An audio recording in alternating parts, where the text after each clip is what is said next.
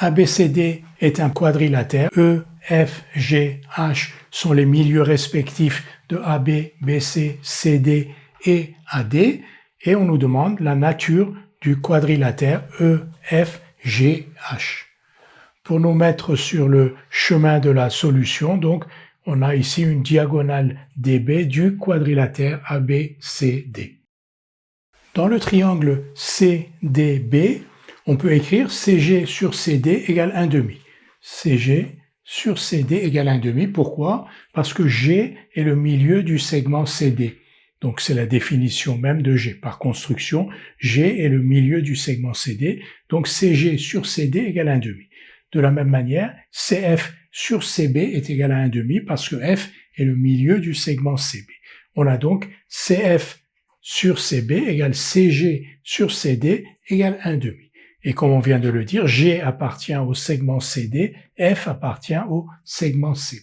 On peut donc appliquer la réciproque du théorème de Thalès si CG sur CD égale CF sur CB égale 1,5, C, G et D, C, F et B sont dans le même ordre. On applique la réciproque du théorème de Thalès pour dire que GF sur DB est aussi égal à 1,5 et de plus que la droite GF est parallèle à la droite DB. Nous allons faire le même raisonnement dans le triangle ABD pour conclure que HE est égal à la moitié de DB et que HE est parallèle à DB. Nous allons tenir le même raisonnement dans le triangle ABD.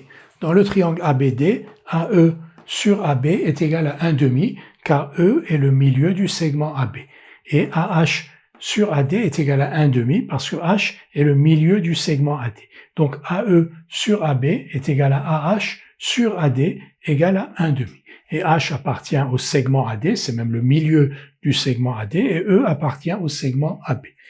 Donc, d'après la réciproque du théorème de Thalès, on peut dire que les droites HE et DB sont parallèles et que la longueur EH divisée par la longueur BD est aussi égale à 1,5. Nous avons commencé par montrer que GF sur BD est égal à 1,5. On a montré ensuite que HE sur BD est égal à 1,5. On a donc GF sur BD égale HE sur BD égale 1,5. Donc GF égale HE. On a montré aussi, on avait commencé par montrer que la droite GF était parallèle à la droite DB. On a montré ensuite que la droite HE était parallèle à la droite DB. Donc la droite GF et la droite HE étant parallèles à la même droite BD sont elles-mêmes parallèles. Donc le quadrilatère EFGH a deux côtés HE et GF qui ont la même longueur et qui sont parallèles. Donc on en conclut que ce quadrilatère EFGH est un parallélogramme.